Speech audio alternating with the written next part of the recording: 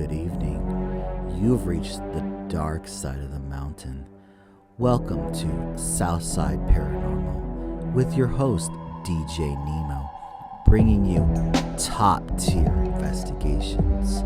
We look at things through history, through time.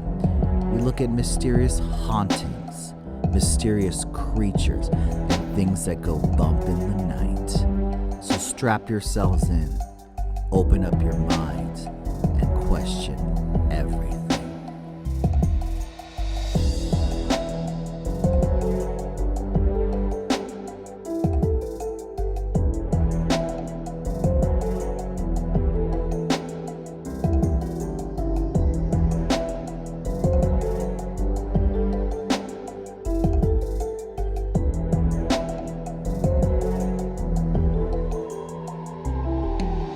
Good evening.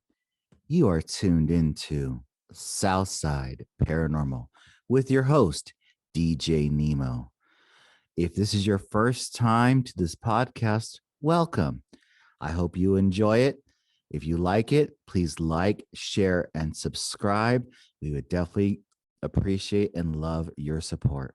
If you have not tuned in to episode 1 and 2, they're up on our YouTube channel. Please check those out. We have a lot of great stories and a lot of great information.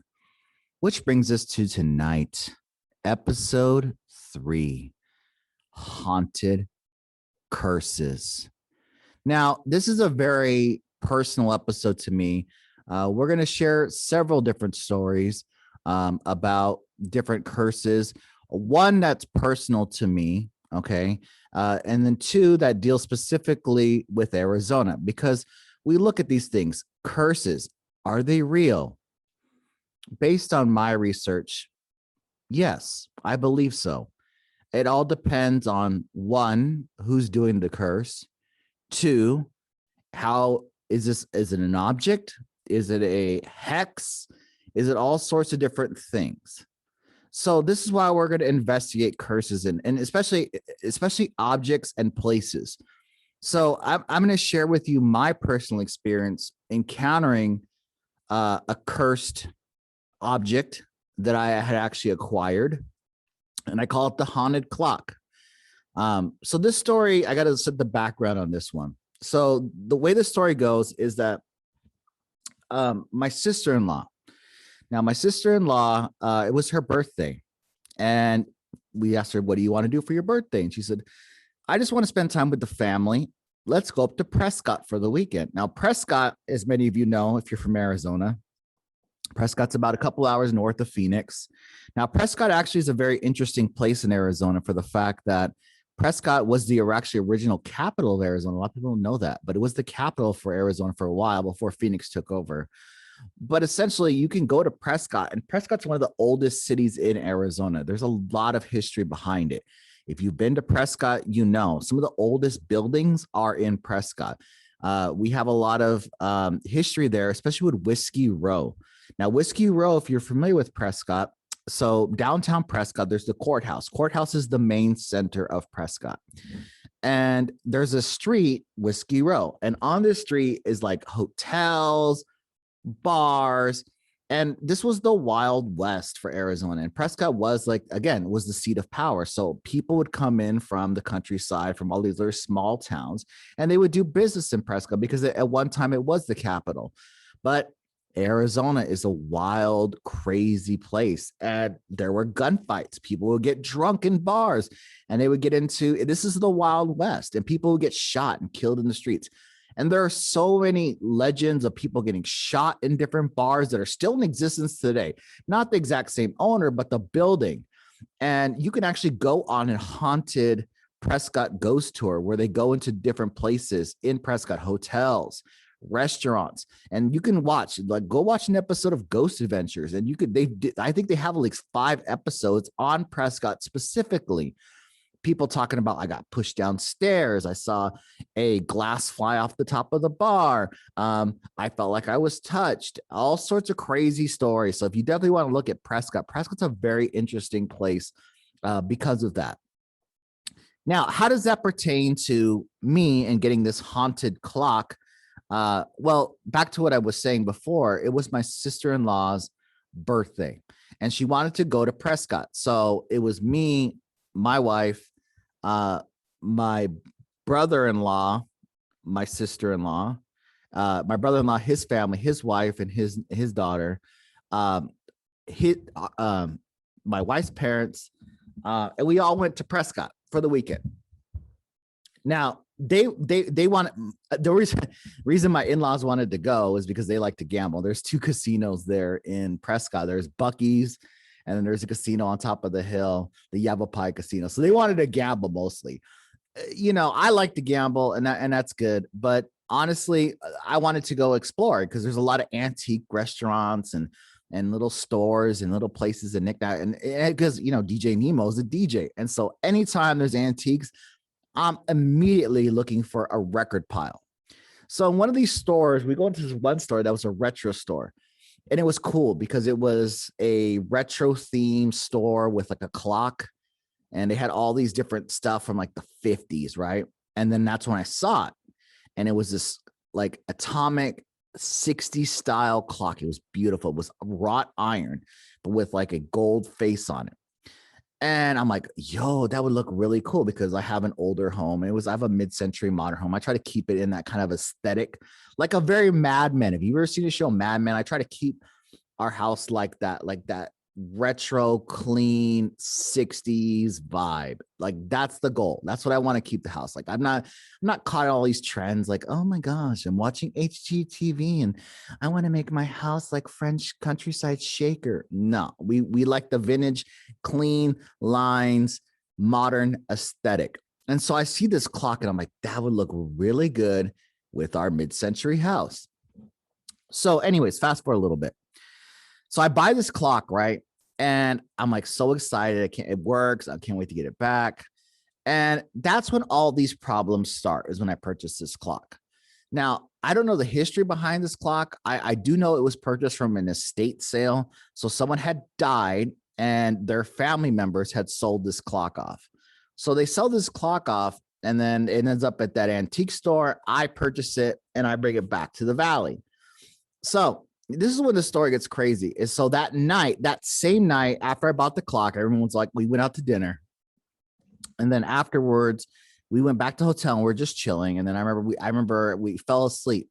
And I'm a very light sleeper. Okay. And this is where the story gets crazy. Okay. I'm a very light sleeper. So I usually I sleep hot. Like I never get cold. It takes a lot to get me cold. And that's just me. Some people are like, you get cold just sitting in the house on the couch with a blanket. That's no, I'm out there like December with some basketball shorts and like a muscle shirt and flip flops. I'm not really affected by the cold. So I'm sleeping on top of the covers and I'm a very light sleeper. Okay. And so I could hear like someone cough in the next room, you know, someone flush a toilet because we're staying in a hotel. And so I hear this like, hey, like loud, and it was loud. It's like a loud whisper. Hey. And I'm like, what? Did I hear something? Is the TV on? The TV's on, but it's on mute. And I'm like, what am I? Oh, man, I just had a dream. Maybe this is crazy. But I fall back asleep, but that's not the thing that wakes me up. So the, hey, okay, that's kind of weird. Maybe it's just my imagination.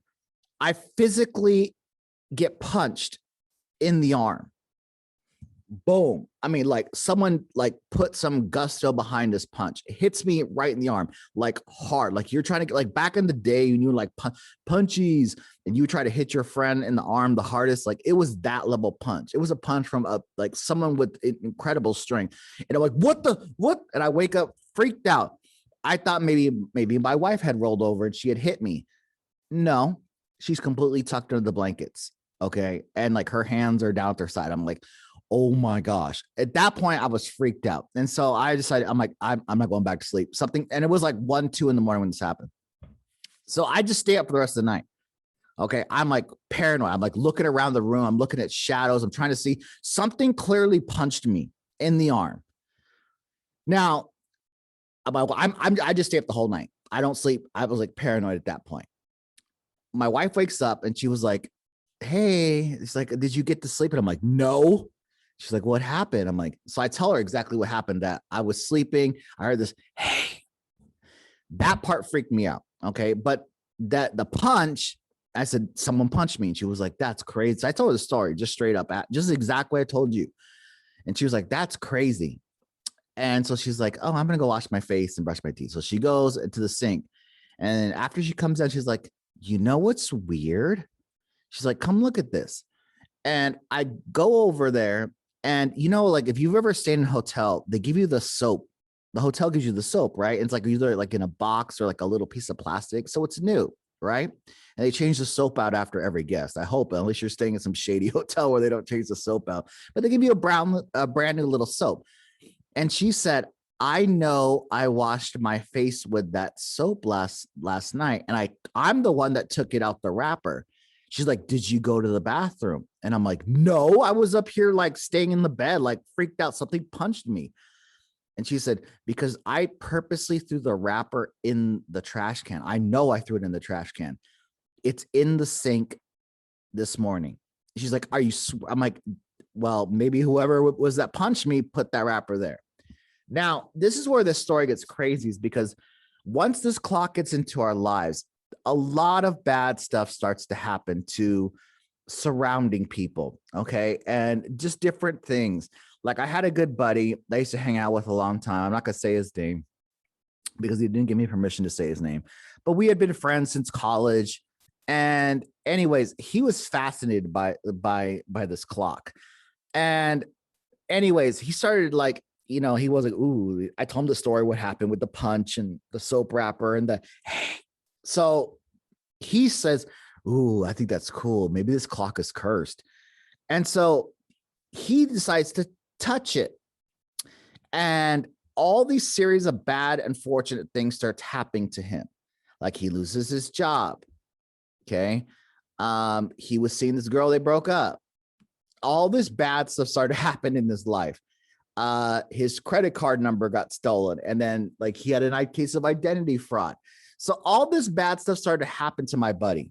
Okay. And I'm like, wow, this is, there might be something to this clock, because my life was totally fine until I purchased this object. Now, what's crazy about this is like, I didn't want to bring this thing into my house because of what I've known, because of the information that I know.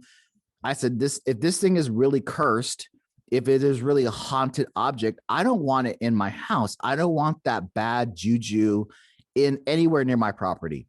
So I leave it in the trunk of my car. I had a Hyundai Sonata, and I kept it in the trunk of the car.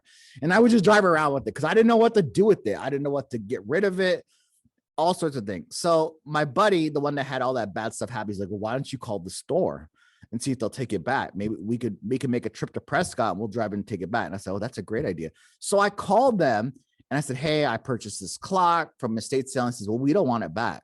And I said, what do you know? They don't want it back. I said, well, you can't return it. We don't take any returns. I said, well, you know, and I tried to explain this. Well, this is all this bad stuff. I think this clock is haunted. I probably shouldn't have said that. I was like, you know, I think this clock is haunted. I don't want it anymore. I just drive around with it. I don't, you know, everyone that messes with it, bad stuff happens. So they're like, we won't take it back. Sorry. It's your problem. You figure it out. So as I said before, I'm a teacher. So I was like, well, I'll just bring it to school. So I brought it to school and I hung it in my classroom, and I actually roped it off and I put like a little thing and says like, you know, I'm the haunted clock. And I would tell the kids this exact story about the haunted clock.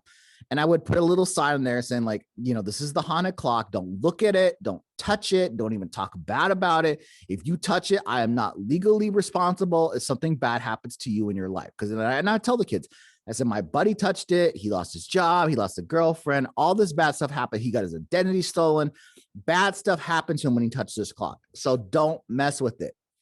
And it was fine. The kids, you know, wouldn't believe it. And they were like, you know, they were fearful of the clock. They didn't mess with it. And sure enough, you want to talk about more bad coincidences happening. I had a family member pass away. Sure enough. And I have to go to the funeral. So I go to the funeral. And of course, I had to get a sub. And so I was gone for several days. And so sure enough, when I'm gone, when you tell kids, don't touch this object, what do you think that they did when I wasn't there? I had this one student, he decided to touch the clock to see if it was real. I come back that following Monday after being gone for a couple of days for the funeral. I come back that following Monday. And normally this kid was a jerk. He just straight up was a jerk. And he just was always like, he was that kid. He was the annoying kid. Can I go to the bathroom? Like, we just literally started school. And like, why don't you go to recess? He's that kid. So he comes back and he's like super like down. And I look at him and I'm like, hey, what's going on with you? And he was like, Mr. I touched the clock. And I'm like, bro, don't you see the sign? He's like, I know the sign. You said not to do it. So he tells me this crazy story. He says once he touched the clock, he said bad stuff started happening to him, like he got grounded. But the craziest thing is that he actually, and this is the crazy part about it, he says that they took the bus and like then they were going out to some, I forgot, to some place, and they were going to get a ride back. So he says, like, I felt like we shouldn't be on this bus. And, I was with my grandma and we went, I forgot what he had said. I don't think they went to a party or something like, they basically went to a friend or a relative's house and they were going to get a ride back to their own house. So they took the bus there. They were going to get a ride back. So isn't this a coincidence? He said that they driving back with the friends driving in the back and they get rear-ended by a bus. And if you get in an accident with a bus, I'm talking the city bus, you're going to get jacked up. Their relative's friend's car was totaled. Everyone gets injured except the kid. Like people get all like, busted arm, all sorts of things happen to all these different people. So he was like, I never should have touched. And so like, once the kids, they're like, oh my gosh, why did you do it? Of course, they were all like, oh, we know you shouldn't have, why'd you touch it? Why would you do that? Anyways, long story short, this whole thing with the clock, I didn't know what to do with it. So I would tell the kids this exact story. I would tell them what happened to the kid, the bus story, what happened to my friend. And basically, I just left that clock there. And sure enough, there came a time where I had to move schools. I was going to teach at a different school, the current school I'm at. And so when that happened, I was like, I packed up all my stuff, all my classroom, my color pencils and my markers and all my teaching supplies. And I'm like, I should just leave this clock here. So I left the clock there. And I felt so bad too, because I was good friends with the unit manager at our school. And he's actually here at this school. And he was like, bro, like, hey, is that clock really haunted? And they're like, yeah, I guess so. There's a sign on it. So they just threw it away. Now, I don't know where that clock is, but the fact that so many bad things have happened to people because of that clock, I don't know if that clock was beloved. And some people think that these curses deal with people that had like deep love on an object, people that had, or maybe someone will put a spell on it. It's possible. It's completely possible. But that's my dealing with cursed objects. So now I'm like, I'm not buying anything antique anymore. I'm just going to buy it new from Amazon. I'm not even going to try to mess with no haunted stuff. Because clearly this is a situation where my life got worse when I inherited this clock. Friends and family members' lives got worse because of this clock. All sorts of bad stuff happened to people because of this clock. Now, where this clock is, I don't know. Maybe it went to the dump. Maybe someone pulled it out. Maybe it's still out there somewhere. I could tell you if I saw it again. I mean, it was a very unique clock. I don't think like, if I saw it at an antique store, I would be like, oh my gosh, there it is again. And who knows, it could be out there.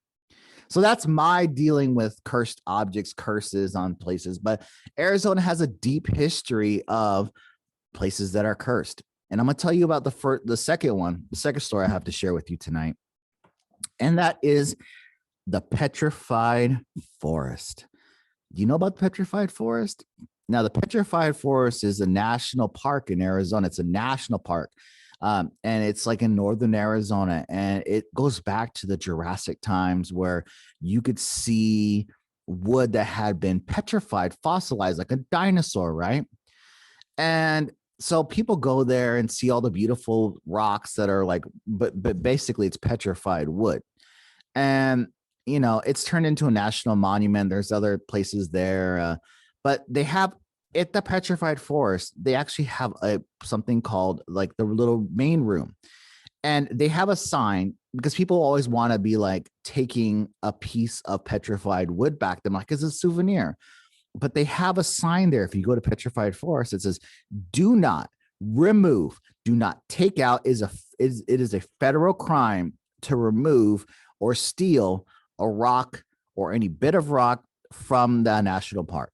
Okay. So much point where you would actually get fined. Okay. If you get caught like taking it, it's like thousands of dollars. Now you're like, well, the government is just doing that to get rich. Actually, no. Maybe the government knows something because, you know, today there's actually a room. So while you take the tour, you can go into like the little gift shop and they have a like after the tour, there's like a little room and it's filled with pictures and letters of people that have taken wood, petrified wood from that place and how taking that cursed them, ruined their lives. So much so where they had to send the wood back in order for the bad stuff in their life to stop. What are some of the bad things that have happened? And I mean, it's a whole room. It's not like it's just a handful of people. I'm talking pictures, letters. It's hundreds, possibly even thousands on this wall of people that had their lives ruined. We're talking about people getting divorced, people that were jailed, people that had medical conditions out of the blue, people's car breaking down, buying brand new cars, it breaking like right off the lot, people losing their jobs, people having wrecked lives, people even have died.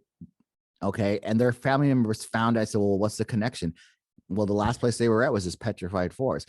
So people actually have, you know, then like I said, there's buckets of them and you just go in this room. And if that's not a deterrent to that stealing a piece of wood from there, I don't know what is. I really don't know what is. I mean, the fact that there's so many stories of that, and there might be something to this when you put a curse on something. Now, I don't think it's they curse an object specifically like the clock, where that clearly was a cursed object.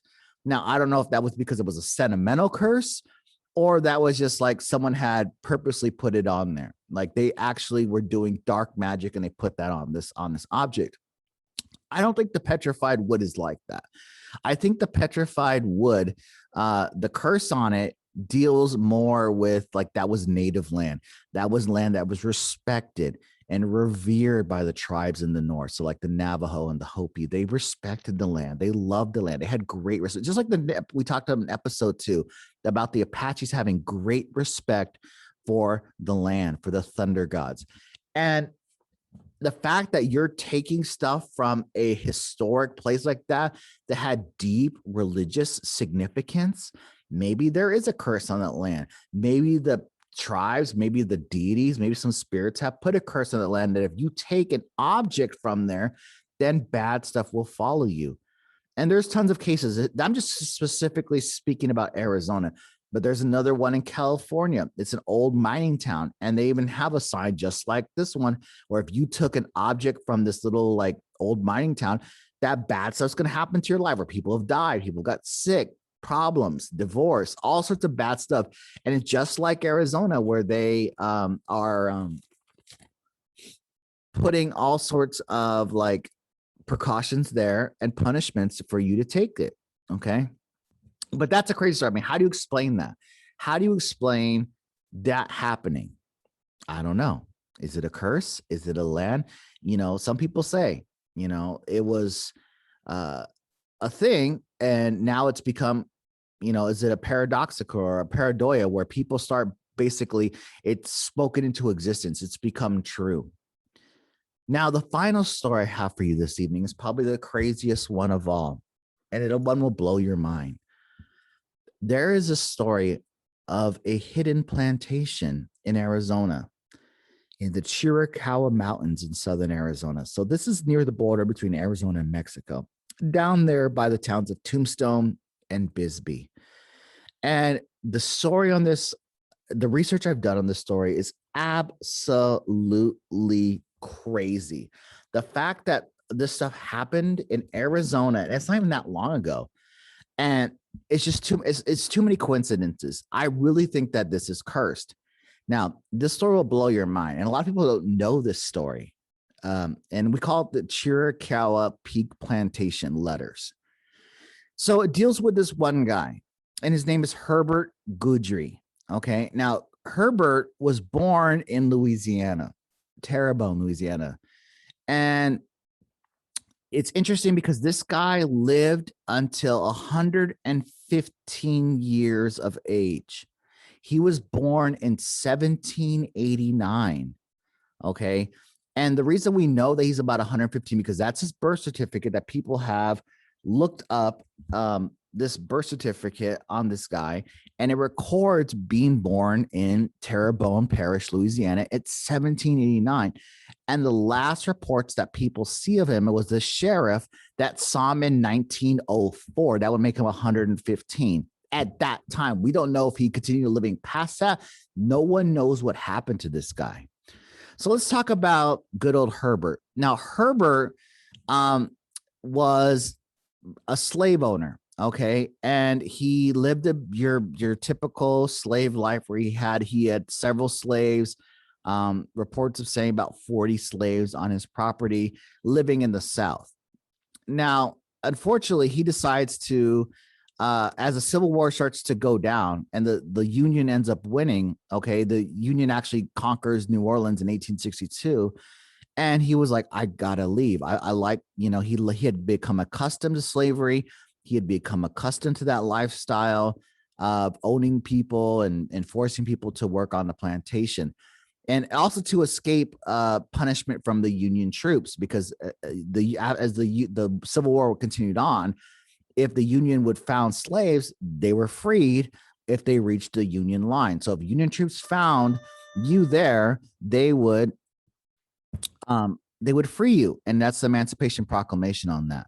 So he decided to take his slaves, and they move to Arizona. Okay. And he had thought that, like, okay, well, I'm technically in Mexico. Now, why did he choose this? In his mind, he had thought he was in Mexico, where slavery was still legal in 1863. But he didn't realize that had Arizona was part of the Gadsden Purchase. So he thought he was living in Mexico, but really he had settled in Arizona, southern Arizona, and on the Chiricahua Mountains. And so he stays there, and he's built a little house there on top of Chiricahua Peak, like to the point where you can still go see the remnants of it. It's actually blocked off by the government, because of this story, because of what happened with this with Herbert and his slave plantation. Now, when he gets to Arizona, the story goes is that he discovers, he says in his letters that he encounters a hidden Spanish settlement there in southern Arizona. And he meets with this guy. We don't know his name. All he calls him is the Survivor. So he calls this guy the Survivor. Now, I don't know who the Survivor is, but based on the research, but basically the Survivor teaches him stuff, dark stuff, evil stuff. And the fact that it completely changes Herbert's life is proponent to how evil the story starts to turn. So the Survivor, we don't know who this guy is. All we know is that he is a person. He was someone that was Spanish, of Spanish ancestry, living in the Arizona territory. And he met this Herbert guy, and they started interacting, and they became friends, and he started to teach him dark stuff. Now, we don't know specifically what dark stuff he did teach him, but you're going to start to see how evil and sick and twisted the Herbert becomes. Because up until this point, he had just been your typical slave owner. But once he meets the Survivor, everything changes. And this is where the story gets super dark. Now, here's the thing. Because the Civil War is over, slavery is ended, the slaves didn't know. They didn't know that they were free. They didn't know that Abraham Lincoln had freed the slaves. So they're still living in slavery status there in this plantation in the deep mountains of the Chiricahuas. Now, the Chiricahuas, by the way, if you don't know, people think Arizona is mostly desert, especially in the southern. We have sky islands here in Arizona, and he had his plantation far deep in the mountains where the pine trees are. It gets snowy, it gets cold. And so he just keeps living like this, and he was forcing them into labor, and he was forcing them to harvest just enough to feed the plantation. They weren't really selling much. They weren't doing cotton. They were just planting mostly vegetables and stuff. And he stays like that for another 40 years. Remember, this guy lived until 115, maybe longer. We don't know. Now, this is where the story gets crazy. Is by 1880, so it's like 100 years later, he says, he starts to realize that he's not going to live much longer, even though he's already 100 at this point. And he just starts to take the strongest slave, the female slaves, and he starts producing children with them to carry on his legacy. And so he starts having all these different kids, okay? And it gets crazy because all the men, the male slaves that were still up there, they start to die off. And when they died off, it is recorded that he started to do grotesque things to the bodies, evil things. Like, for example, his thing that he becomes famous for, and the story is unique, is that he would take the skin, he would skin the slaves after they had died, the male slaves, dry their skin out like parchment paper, and he would write on them. And he had made several letters on human skin, documented. People have seen them. So we don't know how many letters it was, but we know it's a significant amount, because the fact that we have this information comes from these letters, the guy about the survivor and the one, and we think that the survivor is the one that taught him this dark magic, this dark stuff about writing the letters on the human skin. Now, this is where it gets crazy. So he's living this crazy life up there, using human skin as paper, breeding with the female slaves that he has in captivity, siring several dozens of children. Okay. So the railroad that runs through Arizona, the Southern Pacific Railroad, this says, like, we're building a railroad through Southern Arizona, through Tombstone, Bisbee, on into like Yuma, and then from Yuma to San Diego. And so they wanted to build the railroad through the mountain, which ran through his land. And apparently they had sent a survey crew to see where the best place to build this railroad would go through these mountains, these Chiricahuas would be. This survey crew was attacked and killed. They didn't report back. And it's believed that Herbert and his plantation people there, his family, killed them, like all of them. And it was like 20 or 30 guys, killed them all. And of course, you can't just kill 20, 30 people and then just hide it and cover it up there. So this is where the story gets absolutely crazy. So the railroad workers that go missing, okay, remember they went out there to survey. Obviously, someone's going to report 20, 30 guys missing. And so the sheriff of Bisbee, Arizona, this guy, his name is H.P. Betting. And he had two deputies, and they actually went up to those mountains looking to find out what happened.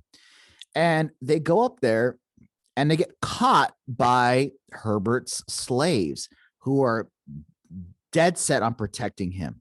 They love him. It's like a Stockholm syndrome. If you're not familiar with Stockholm syndrome, is where you start to, even though you're in a bad situation, you start to love your captor.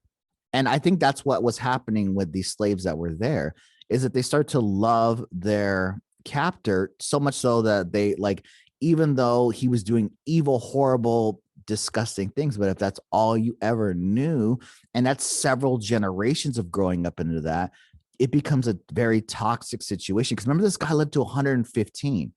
So they get into a huge gunfight, okay, up there on top of this mountain with his slaves, with some of his family members, and it gets bad. The sheriff actually loses one of his deputies. One of the guys gets killed, and they have to retreat because they were like, there's way too many of them up there. There's way, we're talking 40, 50, 60 people up there living on this plantation that are fighting when the sheriffs came up looking for this, to find out what happened to this railroad party. So the sheriff knows at this point that something foul had happened.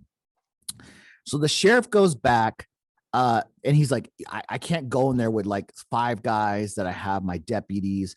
I need reinforcements. So he goes to Fort Huachuca. Now, Fort Huachuca is still there. It's an army base, but at the time it was a Union base. So we're talking about Union troops. And they go there and says, we can't go in there. We have to roll deep. We have to roll heavy, like 50, 100 guys. We need to go in there. They have weapons up there. They're fully stocked. They're self-sufficient. They're off the grid. They're going to put up a fight. Okay. They clearly know something bad would happen to these railroad workers, and they don't want us up on their property, and they're fighting back. Now, he takes those Union forces and they go back up to the Herbert Plantation, up to the top of the mountain, and nobody's there. Nobody's there. They search all over. Clearly they left. So we don't know what happened to them. No one knows. But we know that Herbert was there because, again, this is the last report of people saw him in 1905 when the sheriff was there. When that whole fight went down with the sheriff and he had to go and get reinforcements from Fort Huachuca, nobody knows what happened to the family. We don't know where they went. We don't know if they went deeper into the mountains. We don't know if they went into Mexico.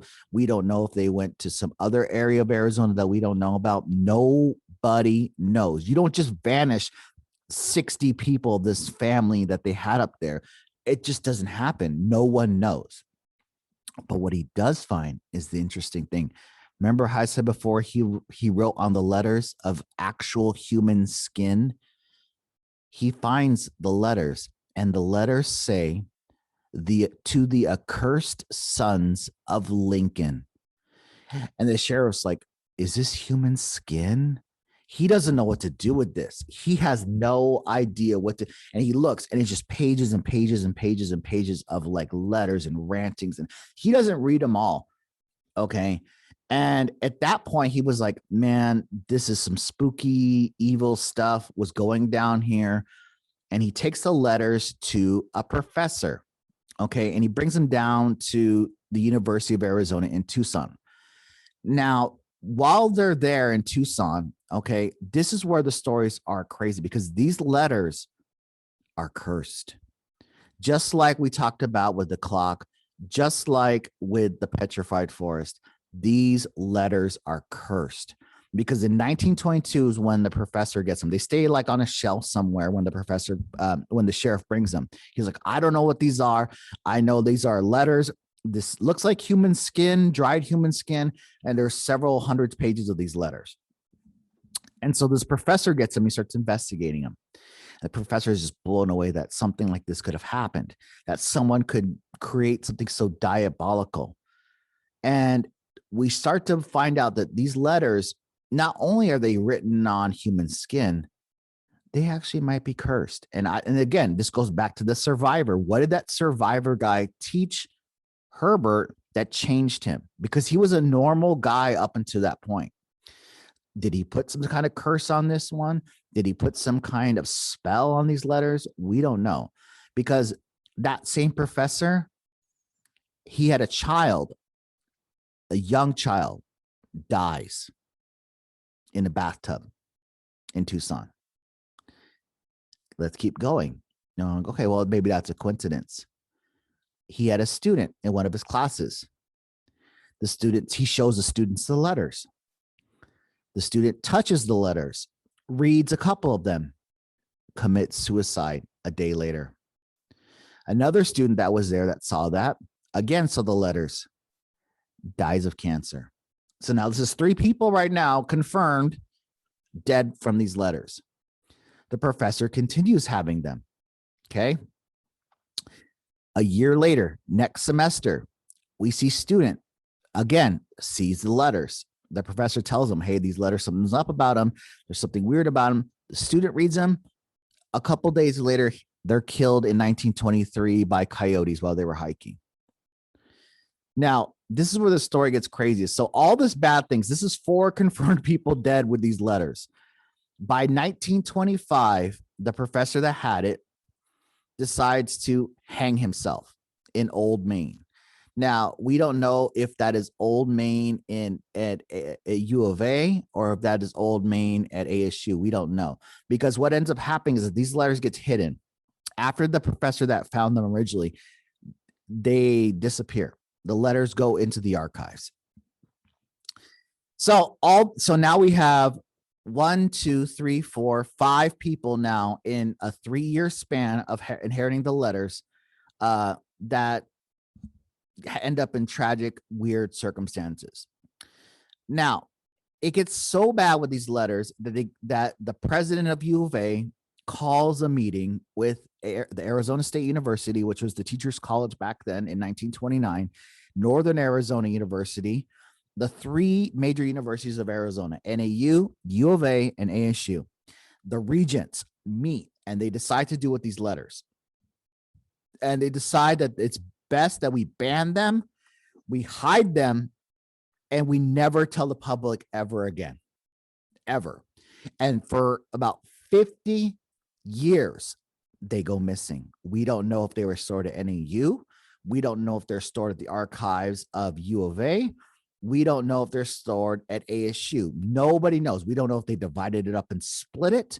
Nobody knows. Nobody sees the letters for 50 years until Dr. Fullerton. Now, Dr. Fullerton in 1978 was a professor, and he was into anthropology, and he finds the letters. He finds the letters in the archives, digging through the different universities and we don't know if he dug through all 3. We don't know if he found it just at one of them. We don't know. All we know is that that's confirmed in 1978, Dr. Fullerton finds the letters. And then he spends the time investigating the curses. And in those 2 years, he writes down and he researches. That's how we know about all these deaths. That's how we know about the one in 1922. We know about all the different history behind with the sheriff, the gunfight, all this the survivor. He basically studies these letters like it was his thesis. That was his life's work. Unfortunately for him, these letters are cursed. And he dies 2 years later. Now, he finds the letters, and to this day, the letters go back into hiding again.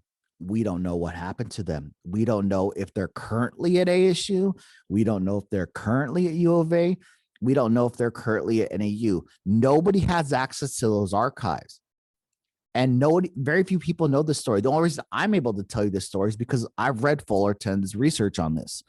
Fullerton's research is how we knew about, who this guy was, the guy Herbert, how he lived to 115, how we found out about the survivor. This was all from Fullerton's research. He was the one, he was obsessed with this case. And it's a very interesting case. So much so that if you go up into the Chiricahuas now, there's very few remnants of that actual plantation. And even if I was there, I wouldn't go there because people say that the people that think they have found the area say it's cursed. It's a creepy feeling. It's a bad vibe up there. I don't know what happened. I don't know if he learned some dark art from the survivor. We don't know who this guy was. All we know, he was a Spanish person living in rural Arizona in the 1800s, and how he found, Herbert, and then those two connected, because up to that point, Herbert was a normal person. He was a slave owner. He was a jerk, but he goes totally off the deep end once he meets the survivor. And then that whole thing where he was like basically living like the island of Dr. Moreau. If you've ever seen the island of Dr. Moreau, that's a crazy movie. There's an original one. There's a remake in the 90s, but it was with Marlon Brando. But basically it was like the same thing. It was like this weird, eccentric guy that lived on an island that was doing experiments on actual, like, his people there, the inhabitants, and they were like turning them into animals, but they were like his slaves, and he was having relations with them. It was just a crazy situation. And I think the fact that this happened in Arizona and that this story is true is beyond bonkers to me. And maybe the universities know. No one really knows. And personally, I don't want to go looking for these letters. The fact that they already have confirmed kills on all of them, we talking like 6-7 people confirmed dead from this letter. I forgot to tell you, the sheriff also as well, he ends up dying in a mysterious circumstance because he was the one that gave to the letters to the University of Arizona. And they're the ones that how we knew about it, because the professor is the first one that gets it, and he's the one that does the research on it. And that's when all that bad stuff starts happening. So we don't know if they're in the archive. It's kind of like almost an Indiana Jones level thing where, you have objects that are someone hidden somewhere. And, so next time that you guys see that and people talk about curses, I honestly believe that they're real.